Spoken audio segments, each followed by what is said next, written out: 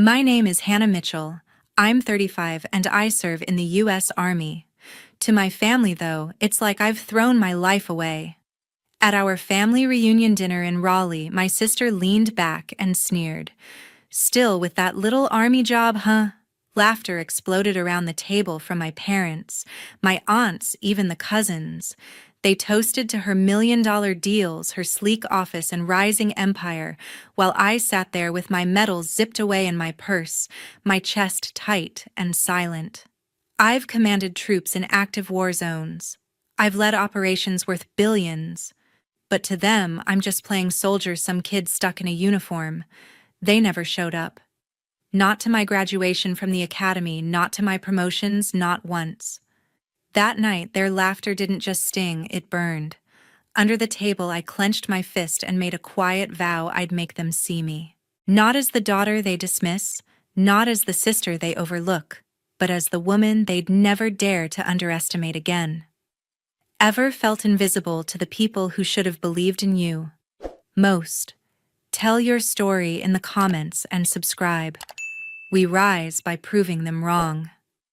I pulled into Raleigh after a 6-hour drive from Fort Liberty, my stomach twisting with hope and dread. This family reunion was supposed to be different.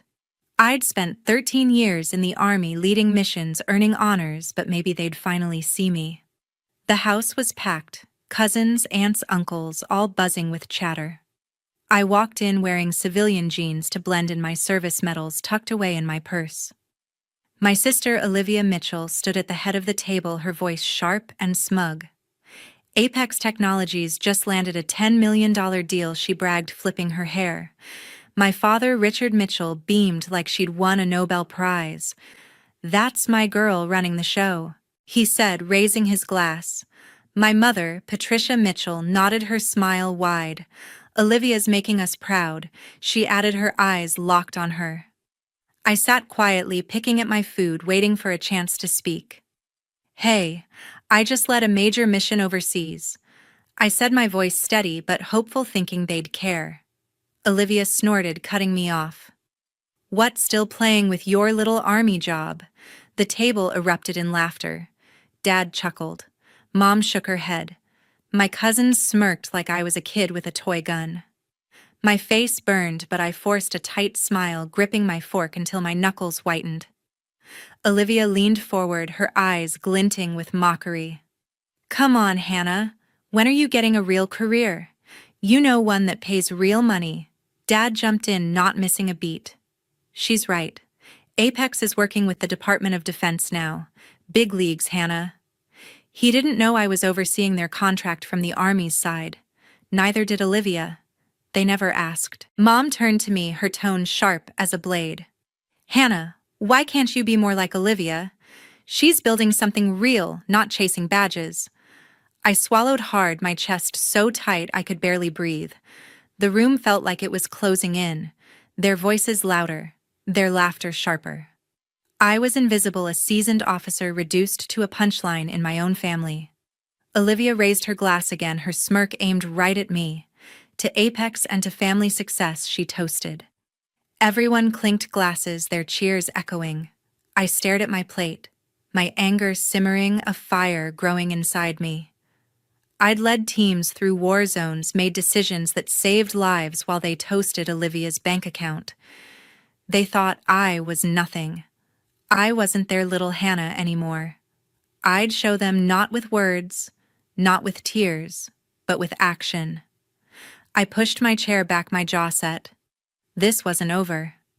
I'd make them see who I was, and it wouldn't be at this table.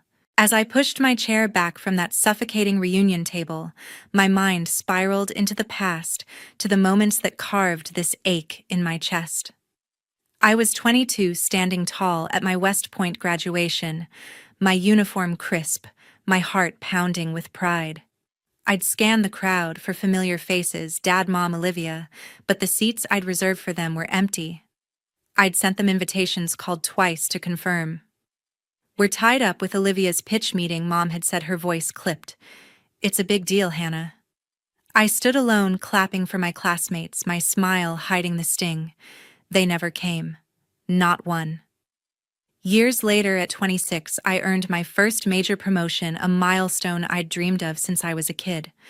I'd invited my family to the ceremony at Fort Bragg, hoping they'd see what I'd built.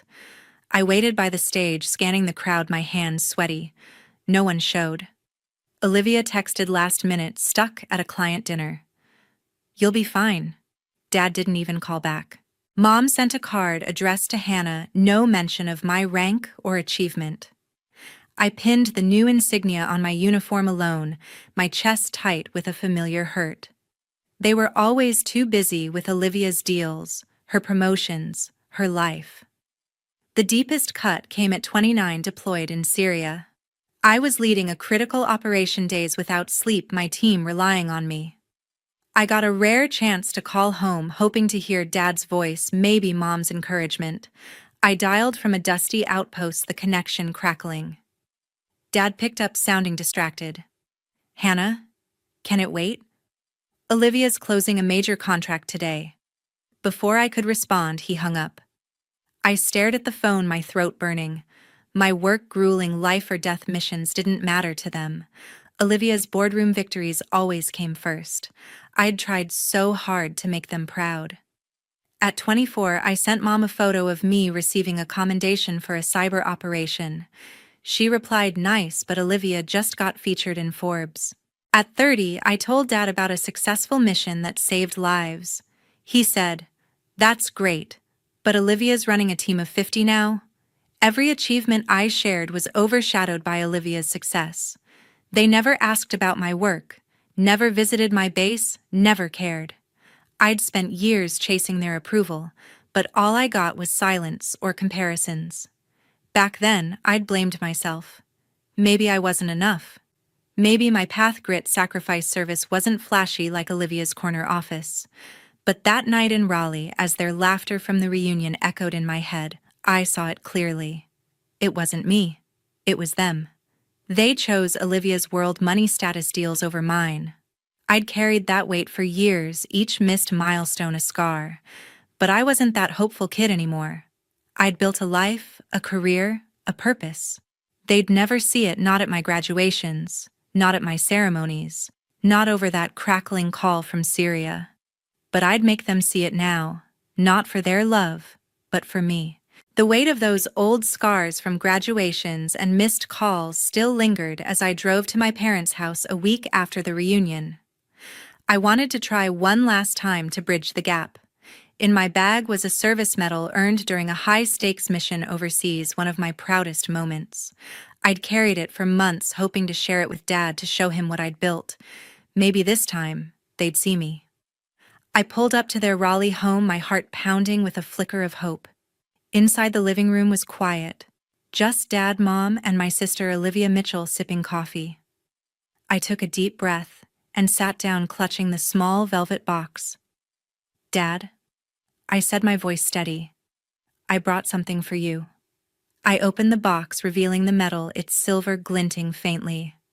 "This is from a mission I led last year. It means a lot to me." I slid it toward him, my eyes searching his face. Richard Mitchell glanced at it, then pushed it back across the table. "Hannah, that's nice," he said, his tone flat, "but I don't need trinkets. Olivia's got a big presentation with Apex tomorrow. That's what matters." My chest tightened, but I kept my face, still hoping Mom would say something. Patricia Mitchell barely looked at the medal. "Hannah, honestly," she said, her voice sharp, "why do you keep bringing up this Army stuff? Olivia's closing deals that actually change things." She gestured to my sister, who smirked, leaning back in her chair. "Yeah, Hannah."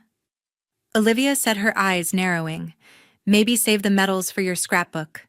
I'm pitching to the Department of Defense tomorrow. Real impact.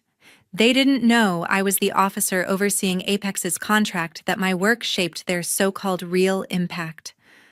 I clenched my jaw, the rejection stinging like a slap. I tried again, turning to Dad. "This isn't just a medal," I said, my voice rising slightly. "It's for saving lives, for work I poured everything into." He shrugged, sipping his coffee. "Olivia's work keeps the lights on," he said, not meeting my eyes. Mom nodded, adding, You should focus on something practical like Olivia does. The room felt smaller, their words cutting deeper than any mission I'd faced. Olivia laughed a short, mocking sound. Hannah? You're wasting your time? Stick to your little army games. I stared at the metal, its weight heavy in my hands. I'd thought it could change things, make them see me not just as their daughter or sister, but as someone who'd built something real. But they didn't care. They never would. Their world revolved around Olivia's deals, her status, her bank account. My service, my sacrifices were invisible to them. I closed the box, my fingers trembling, and stood up. Fine, I said, my voice cold. You don't want this. I'll show you what I'm worth another way. I walked out, their silence following me. That moment broke something inside me, not my resolve, but my need for their approval. I wasn't chasing their pride anymore. I'd prove my value not with gifts or words, but with my actions, my career, my strength. They'd see me not here, not now, but soon, on my terms. I left my parents' house with the medal still in my bag, its weight a reminder of their rejection, but also of my resolve. I didn't need their approval anymore. I'd prove my worth through my work. Back at Fort Liberty, I threw myself into my role as an officer, determined to rise above the sting of their words. My days were filled with high-stakes cyber operations, each one a test of skill and grit. But one mission, a critical network security audit, became my breaking point. I was tasked with leading a team to secure a classified system for a Department of Defense project. The deadline was tight. The stakes enormous. One flaw could compromise national security. I'd spent weeks preparing running simulations, double-checking code. But during the final audit, a hidden vulnerability slipped through, crashing the system in front of my team and our evaluators. The room went quiet, my stomach dropping as the screen flashed red. I'd failed publicly, spectacularly. My team looked to me, waiting for direction, but I froze, the weight of my family's dismissal echoing in my head. Maybe Olivia was right. Maybe I wasn't enough. That night, I sat alone in my office, staring at the failed audit report, my confidence shattered. I was ready to call it quits when Colonel James Parker, my mentor, walked in. Hannah, he said, his voice steady. You're not the first to stumble, and you won't be the last. He sat down, his eyes sharp but kind. Failure doesn't define you. It's what you do next. I shook my head, my voice tight. Colonel Parker, I let everyone down. This was my shot. He leaned forward, unyielding. You think I got these eagles without screwing up? You fix it. You learn, you keep going. That's leadership. His words hit hard. I'd spent years proving myself to a family that didn't care, but here was someone who saw my potential. Over the next week, Colonel Parker worked with me, dissecting the audit, pinpointing the flaw, a subtle coding error I'd overlooked. We rebuilt the system line by line, testing it until it was ironclad. He didn't sugarcoat my mistakes, but he didn't let me drown in them either. You're tougher than this, Hannah, he said during one late-night session. Show them what you're made of, not your family, but yourself. When we ran the audit again, the system held. The evaluators nodded, my team cheered, and I felt a spark of pride I hadn't known in years. Colonel Parker clapped me on the shoulder.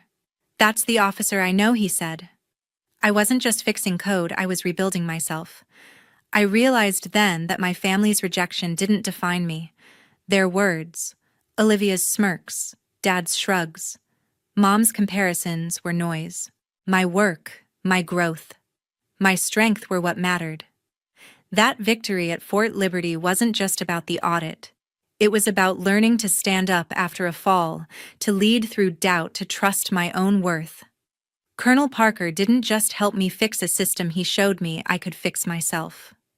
I wasn't done proving my value, not to my family, but to the world I'd built here.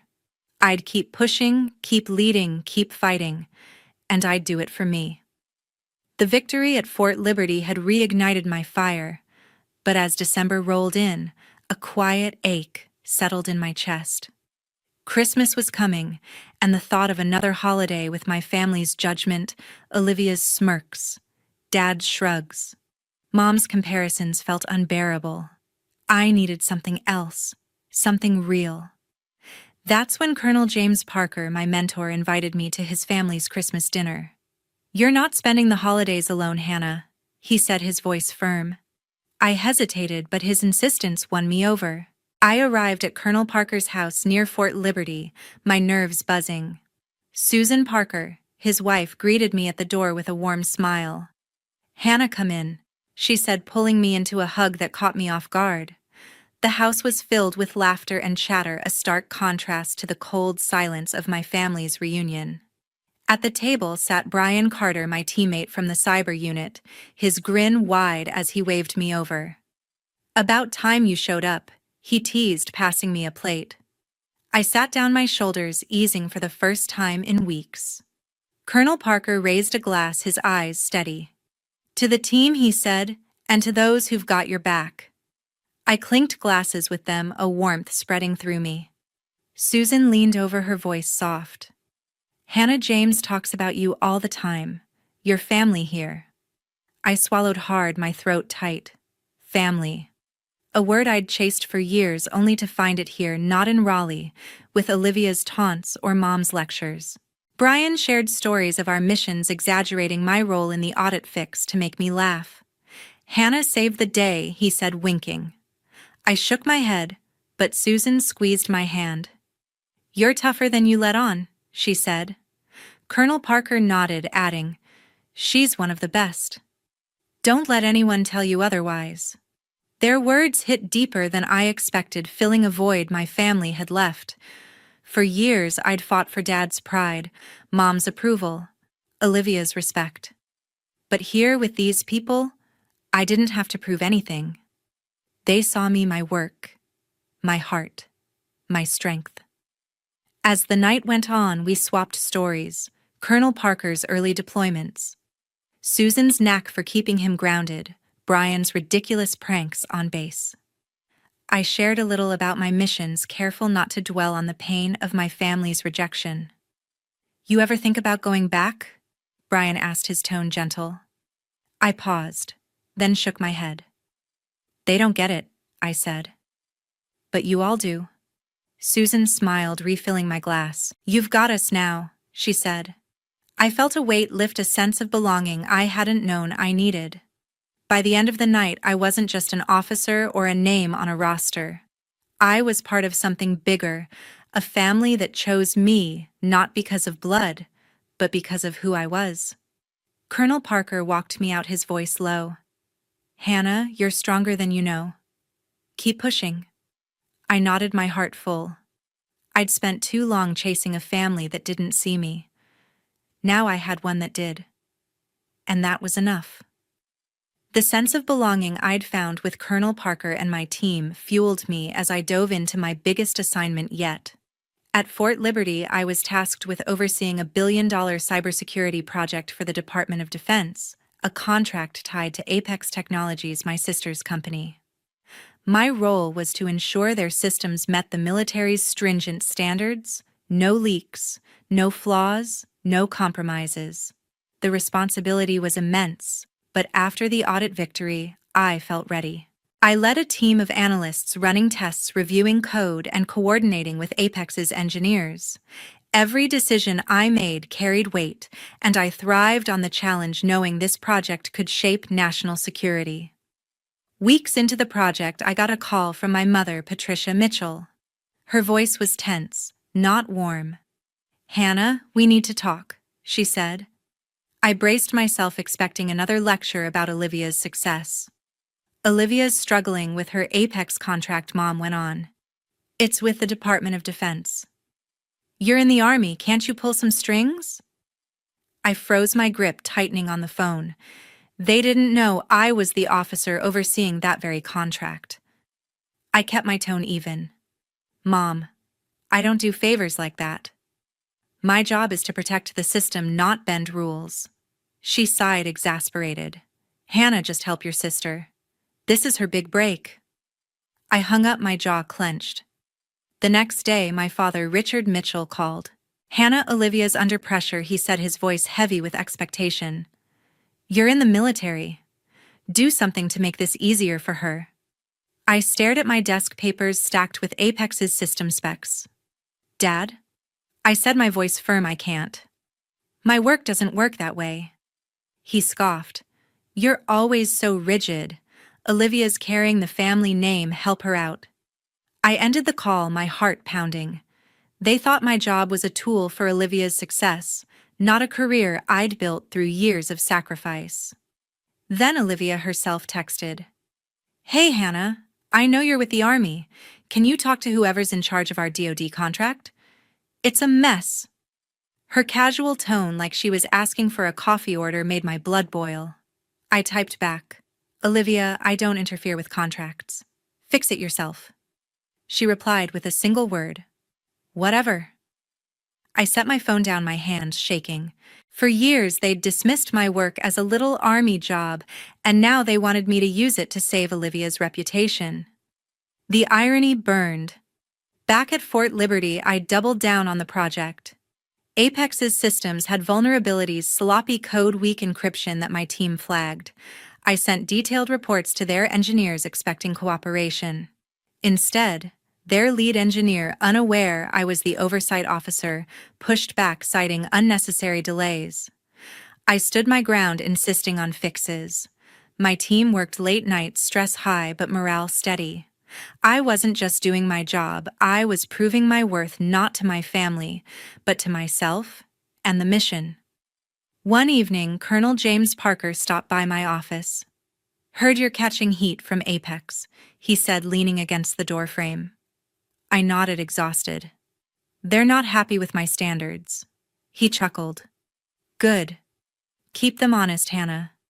You're doing what's right." His words steadied me. My family saw my work as a favor to leverage. Colonel Parker saw it as duty. I wasn't bending for Olivia or anyone else. As the project neared its deadline, I knew the real test was coming. Apex's leadership, including Olivia, would present their system at a conference in Raleigh. My team's findings would be front and center, and I'd be there to ensure the truth came out. I wasn't helping Olivia, I was holding her accountable. My family's requests had shown me one thing: they'd never respect my work until it stared them in the face. I was ready to show them, not with favors, but with results. The conference hall in Raleigh buzzed with anticipation as I adjusted my uniform medals pinned carefully to my chest. Months of grueling work on the Apex Technologies cybersecurity project had led to this moment. I wasn't here to help my sister Olivia Mitchell as my family had demanded. I was here to do my job, to ensure the system was secure, no matter whose name was on it. My team's findings, detailed in a report I clutched tightly, exposed critical flaws in Apex's work. I took a deep breath, ready to face the room, knowing my family would be there, oblivious to my role. The hall was packed with Apex executives, Department of Defense officials, and my family seated near the front. Olivia stood at the podium, her smile confident as she presented Apex's system as flawless. My father, Richard Mitchell, and my mother, Patricia Mitchell, beamed from their seats, whispering proudly about her success. I stayed in the back, unnoticed, my heart steady but my nerves electric. Olivia's slides flashed across the screen, boasting unbreakable encryption and military-grade security. I clenched my report, knowing the truth. When Olivia finished, the room applauded. Thomas Reed, Apex's CEO, stepped forward to introduce the military's evaluation. "We're honored to have the officer overseeing this contract here," he said, scanning the room. I stepped forward, my boots clicking on the floor, my uniform crisp. The room turned to me, and Thomas Reed's face lit up. He stood, saluted, and said, "Colonel, welcome." The words hung in the air, sharp and clear. A gasp rippled through the crowd. My family froze. Olivia's jaw dropped. Dad's eyes widened. Mom's hands gripped her chair. "Colonel." The title they'd never heard, never cared to know, now echoed in the silence. I nodded to Thomas Reed and took the podium. "Thank you, Mr. Reed." I said, my voice calm but firm. My team conducted a thorough review of Apex's system. I opened my report projecting the findings on the screen. We identified multiple vulnerabilities, weak encryption, outdated protocols, and unsecured access points. These flaws pose significant risks to national security. The room stirred murmurs growing. Olivia's face went pale, her confidence crumbling. I didn't look at her. This wasn't personal. It was my duty. An executive interrupted his tone, defensive. These standards are excessive, he said. I held his gaze. They're necessary, I replied.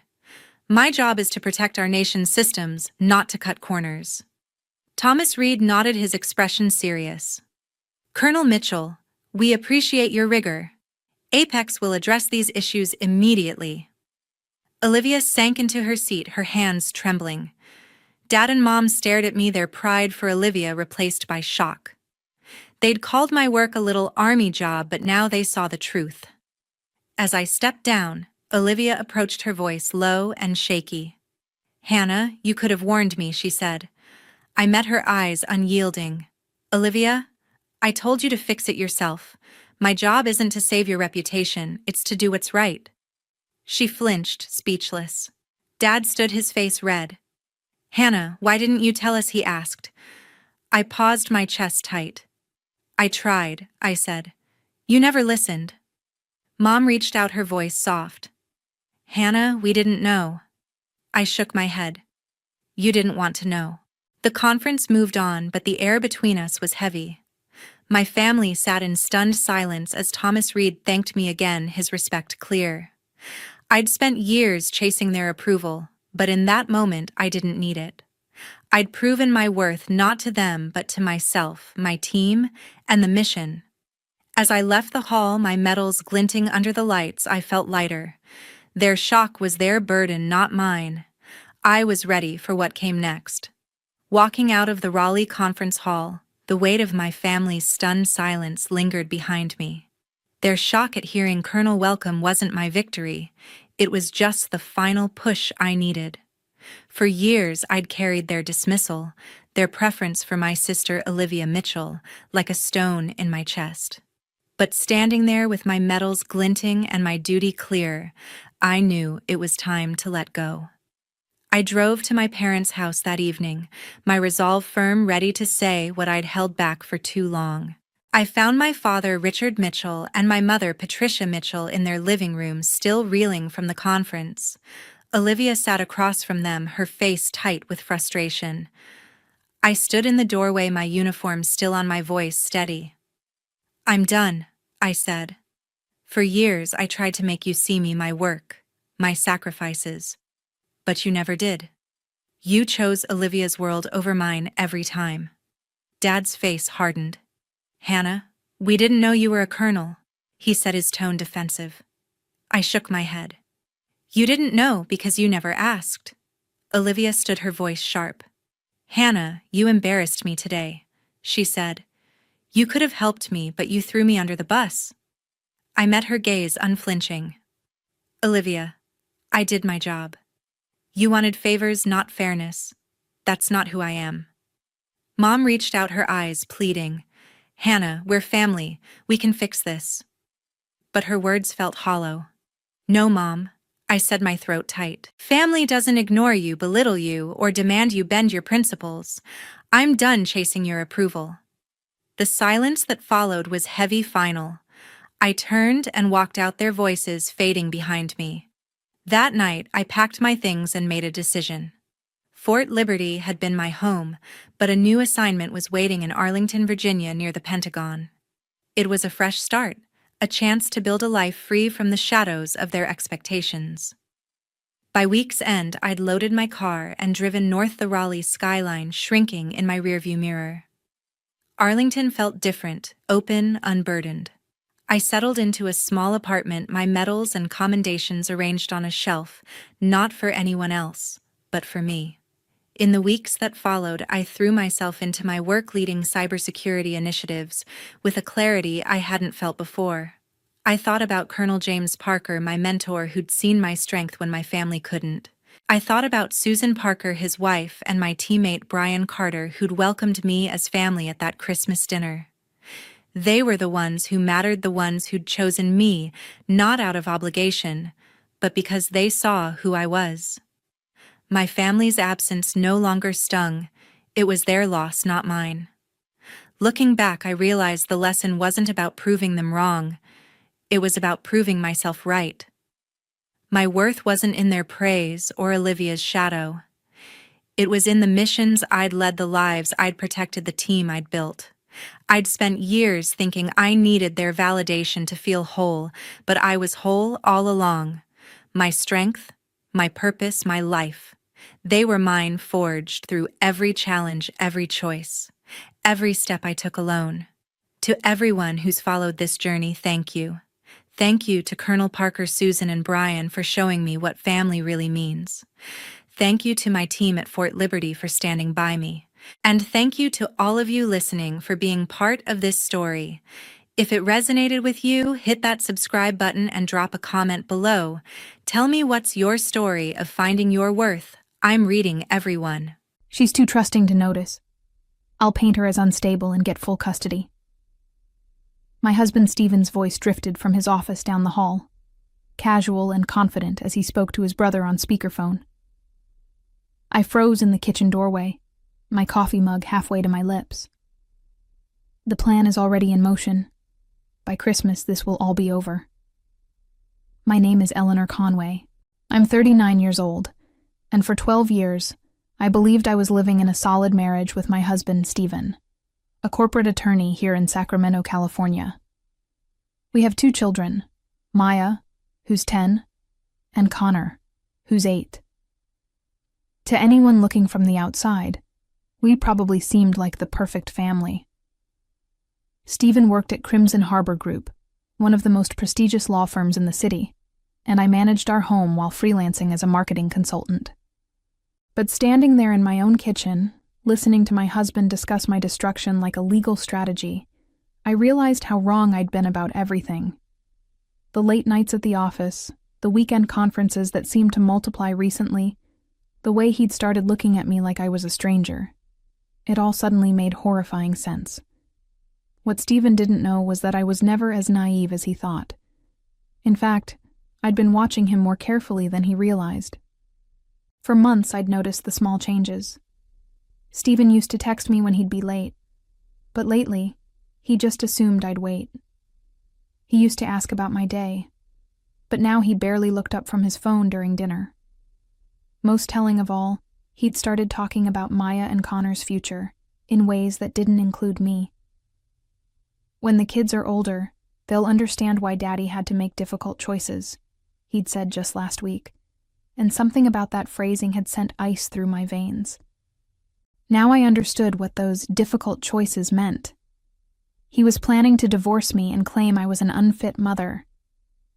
The casual cruelty in his voice as he discussed stealing my children made my hands shake with fury.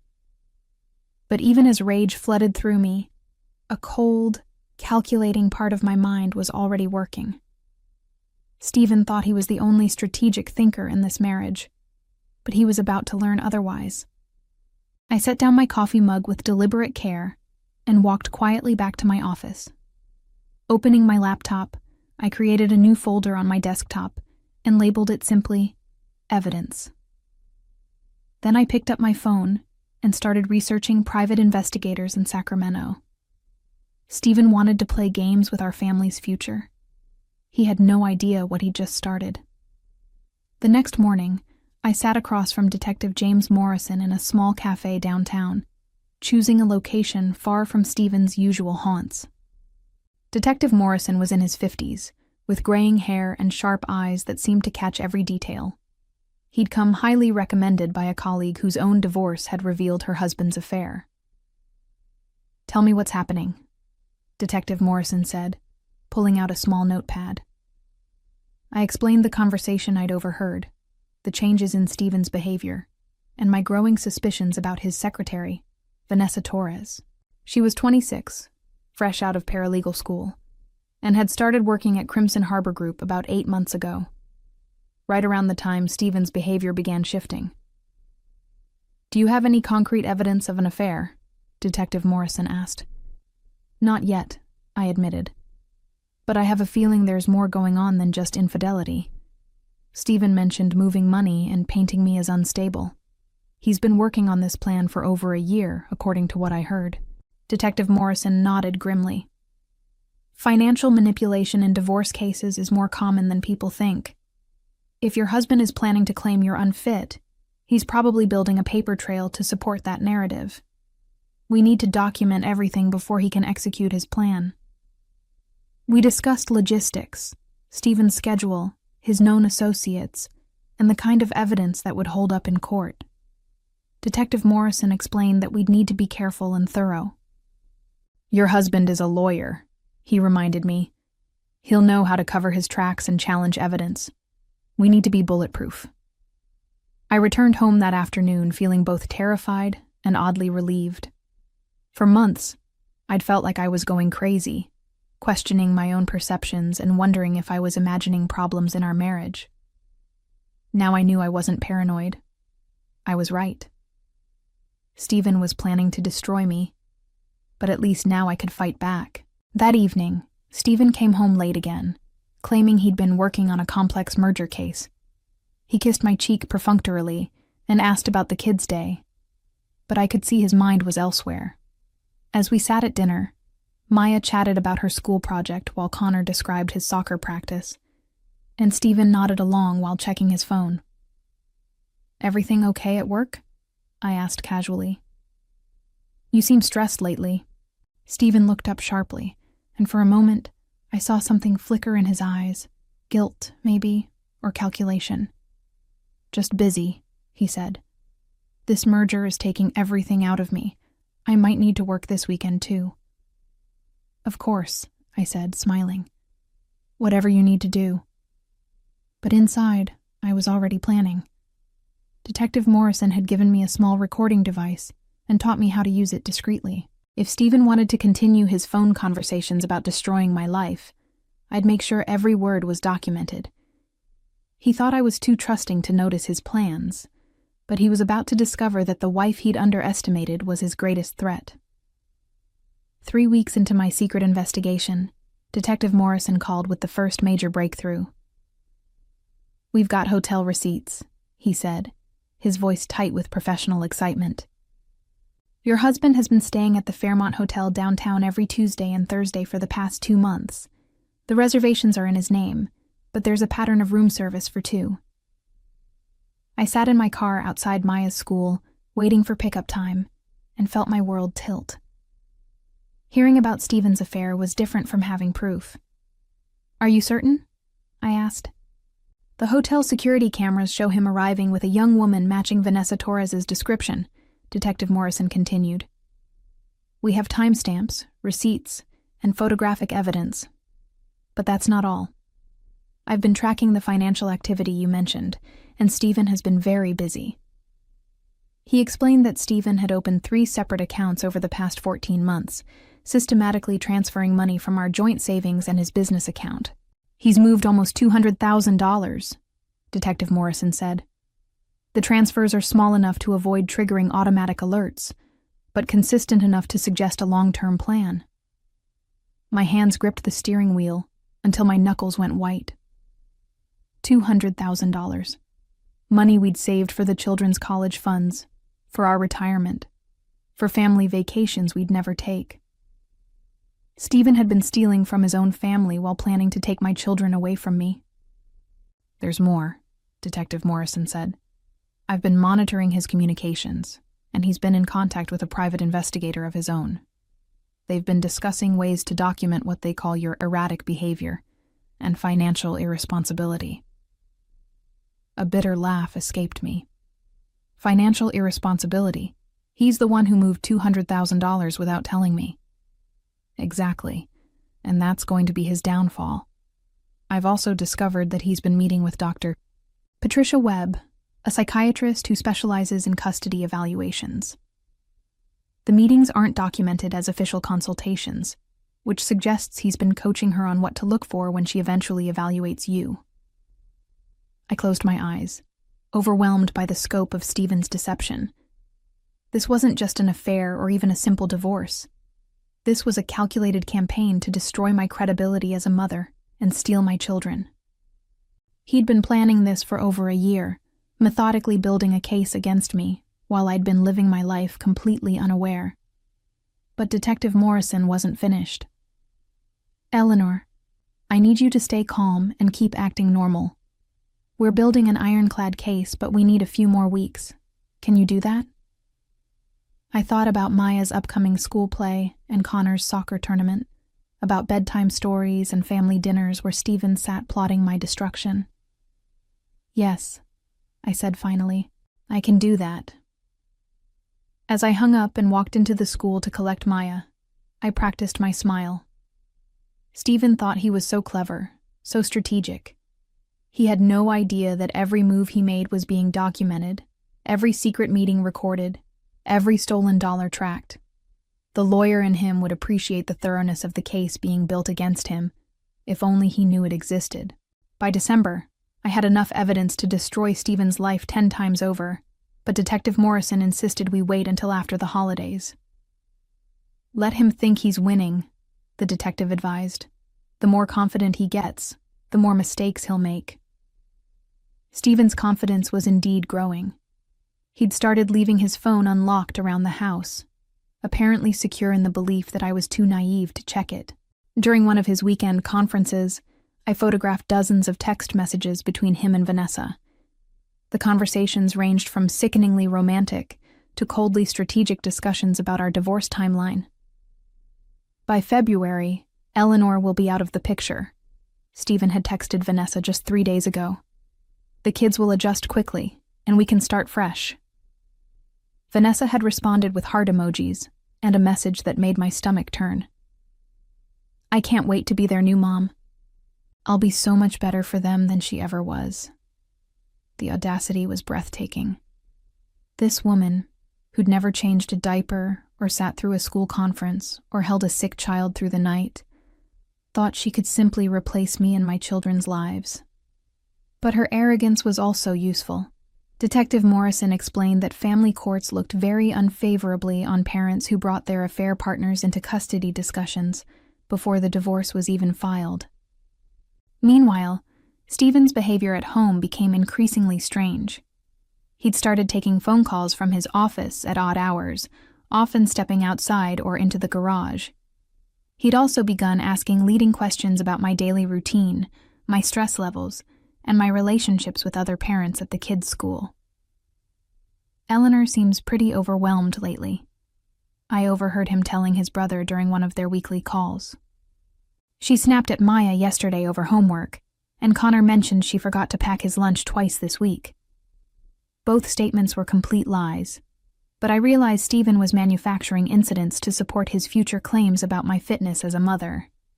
Detective Morrison had warned me this would happen, so I'd started keeping detailed notes about my interactions with the children, complete with photos and timestamps. When Stephen eventually tried to paint me as neglectful, I'd have proof of every school pickup, every homework session, every bedtime story. The most disturbing discovery came right before Christmas. Detective Morrison called me while I was wrapping presents in the basement, and his voice was unusually grim. "Eleanor, we've uncovered something that changes everything. Stephen hasn't just been moving money. He's been working with someone at his firm to manipulate his income reporting." My blood ran cold. "What do you mean?" "He's been artificially reducing his documented salary and bonuses to minimize potential alimony payments. But here's the interesting part. The money he's been hiding isn't going into personal accounts. It's being funneled through a complex series of transfers that suggest money laundering." I sat down hard on the basement steps, surrounded by Christmas wrapping paper and ribbon. "Money laundering? Stephen?" It gets worse. Some of the client accounts he's been managing show irregularities that suggest he's been skimming funds. We're talking about serious criminal activity, Eleanor. This isn't just about your divorce anymore. The implications hit me like a physical blow. If Stephen was embezzling client funds, his career wasn't just at risk, his freedom was. And if he was caught, Maya and Connor would have to live with the shame of having a father in prison. Part of me felt sick at the thought of what this would do to them. But another part felt a cold satisfaction. Stephen had been planning to destroy my reputation and steal my children, but his own greed and arrogance had led him into criminal territory. "What do we do now?" I asked. "We document everything and prepare for the possibility that this becomes a criminal matter," Detective Morrison said. "But first, we need to protect you and the children. If Stephen realizes we're onto him, he might do something desperate." The revelation about Stephen's criminal activity changed everything about my strategy. Detective Morrison introduced me to Catherine Walsh, a criminal defense attorney who specialized in white-collar crime. Catherine was in her 40s, with steel gray hair, and an intensity that made me feel safer just being in her presence. "Your husband has been incredibly sloppy," Catherine said, reviewing the financial documents Detective Morrison had gathered. "He's left a paper trail that any forensic accountant could follow. The question is whether he's acting alone or if others at his firm are involved." We were meeting in Catherine's office on a Saturday morning while Stephen was supposedly at another conference. The irony wasn't lost on me. While he was planning my destruction, I was building a case that would end his career and possibly send him to prison. "The client fund skimming is the most serious charge," Catherine continued. "We're looking at embezzlement, breach of fiduciary duty, and potentially fraud. If convicted, he could face 10 to 15 years in prison." My hands trembled as I absorbed this information. 10 to 15 years. Maya would be in her 20s when Stephen got out. Connor would be finished with college. Their father would miss their entire childhood because of his own greed and betrayal.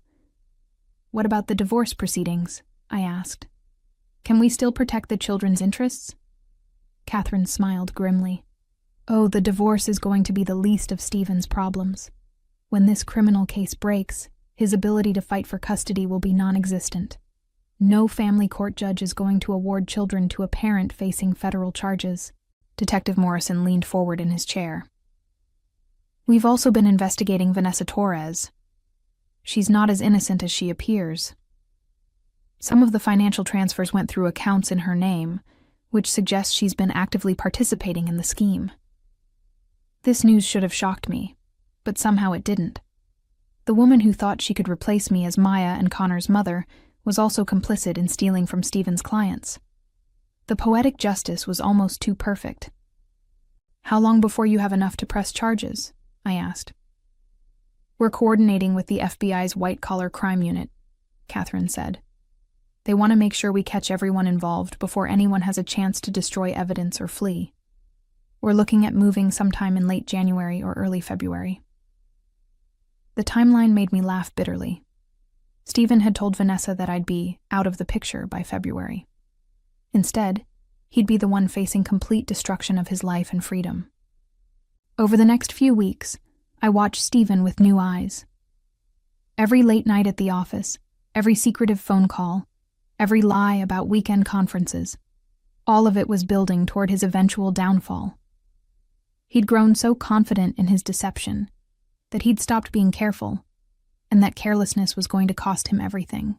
On New Year's Eve, as we sat with Maya and Connor watching fireworks on television, Stephen put his arm around me and said, "This is going to be a big year for our family, Eleanor. I have a feeling everything is going to change." I smiled and leaned into him, playing the role of the unsuspecting wife one last time. "I think you're right," I said. "I think this year is going to bring exactly what we all deserve." He squeezed my shoulder, completely missing the double meaning in my words. In just a few weeks, Stephen would discover that sometimes getting what you deserve isn't the same as getting what you want. On January 15th, exactly 3 months after I'd first contacted Detective Morrison, everything came to a head in a way that even my darkest fantasies couldn't have imagined. I was at home with the children when my phone rang. Catherine Walsh's name appeared on the screen, and my heart immediately began racing. "Eleanor, it's happening today," Catherine said without preamble. "The FBI is moving on Stephen and several others at his firm within the hour. Are you somewhere safe with the children?" I looked around our living room, where Maya was working on a puzzle, and Connor was reading a book about dinosaurs. Safe seemed like a relative term when your husband was about to be arrested for federal crimes. "We're at home," I said. "Should we leave?" "No, stay put. The agents will likely come to the house to search for evidence, but you and the children aren't in any danger. This is actually the best-case scenario for you. Stephen will be processed and arraigned, which means he won't be able to come home and potentially destroy evidence or intimidate you." As if on cue, I heard the sound of multiple cars pulling into our driveway. Through the front window, I could see black SUVs and unmarked sedans filling our normally quiet street. Maya looked up from her puzzle with curiosity. "Mommy, why are there so many cars outside?" she asked. I took a deep breath, knowing that this moment would change my children's lives forever. "There are some police officers who need to ask Daddy some questions about his work," I said carefully. "It's going to be okay, but things might be a little confusing for a while." The doorbell rang, and I opened it to find 2 FBI agents with a search warrant. They were professional and courteous, explaining that they needed to examine Stephen's home office and any financial documents. As they worked, I called my mother and asked her to come pick up Maya and Connor. There was no point in having them witness their home being searched by federal agents. Within an hour, the agents had filled several boxes with documents from Stephen's office. They also seized his laptop and a filing cabinet full of what they called relevant materials. As they prepared to leave, one of the agents handed me a business card. "Mrs. Conway, your husband has been arrested on charges of embezzlement, wire fraud, and money laundering," she said. "He's being held pending arraignment, which will likely happen on Monday. You'll want to contact an attorney if you haven't already."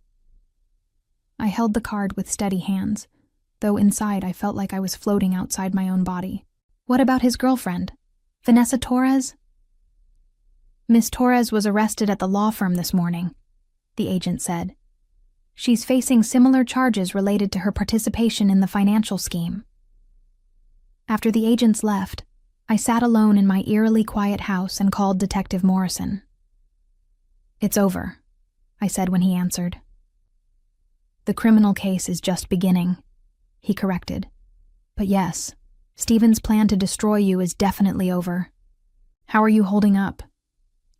I looked around at the home Stephen had planned to take from me, thought about the children he'd tried to steal, and considered the life he'd intended to ruin.